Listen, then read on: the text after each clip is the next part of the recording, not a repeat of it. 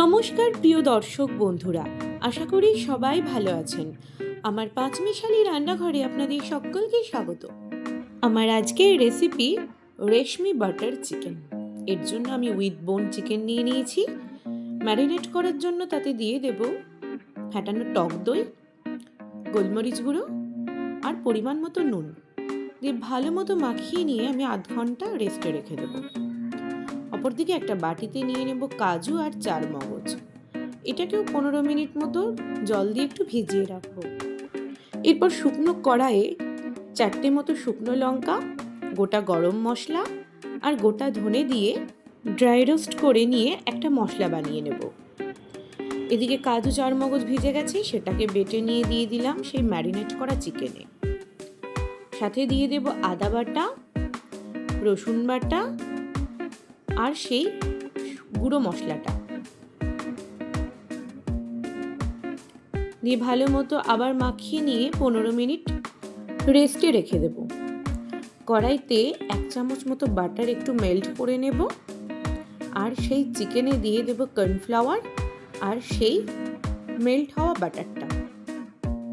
আরও 15 মিনিট রেস্টে থাকুক। এরপর একটা মিক্সার গ্রাইন্ডারে আমি কিছুটা পরিমাণ পেঁয়াজ বেটে নেব। এরপর একটা তাওয়া গরম করে নেব, তাতে সামান্য পরিমাণ বাটার দিয়ে দেব।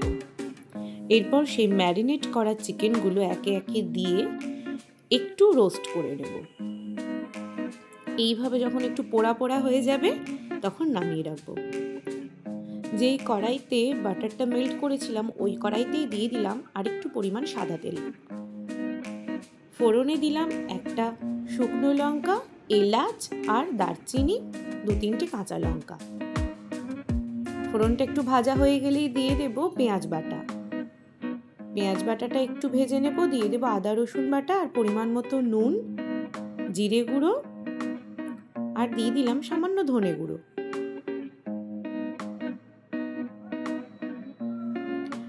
মশলাটা কষানো হয়ে গেলে যে ম্যারিনেট করা গ্রেভিটা ছিল একটু সেটাও দিয়ে দিলাম। সামান্য চিনি দিলাম, টুকরো করে কেটে রাখা টমেটো দিলাম। ভালো মতো কষিয়ে নিয়ে দিয়ে দেব জল। মশলাটা থেকে যখন এইভাবে তেল ছেড়ে যাবে তখন রোস্ট করে রাখা সেই চিকেনগুলো দিয়ে দেব। চিকেন দিয়ে মোটামুটি 15 থেকে 20 মিনিট নাড়াচাড়া করে নিলাম। দিয়ে দিলাম আরেকটু ফেটানো টক দই, কাঁচা লঙ্কা দিলাম, দিলাম শুকনো লঙ্কার গুঁড়ো আর যে কাজু আর চারমগজটা আমি বেটে রেখেছিলাম সেটা অবশিষ্টাংশ দিয়ে দিলাম। শেষে দিয়ে দিলাম কাশ্মীরি লঙ্কা গুঁড়ো। ভালো মতো কষিয়ে নিয়ে জল দিয়ে দেব। 10-15 মিনিট ফুটিয়ে নিলাম। শেষে দিয়ে দিলাম কটা কাঁচা পাকা লঙ্কা আর যে ড্রাই রোস্ট করে রেখেছিলাম মশলাটা সেটা সামান্য পরিমাণ দিয়ে দেবো।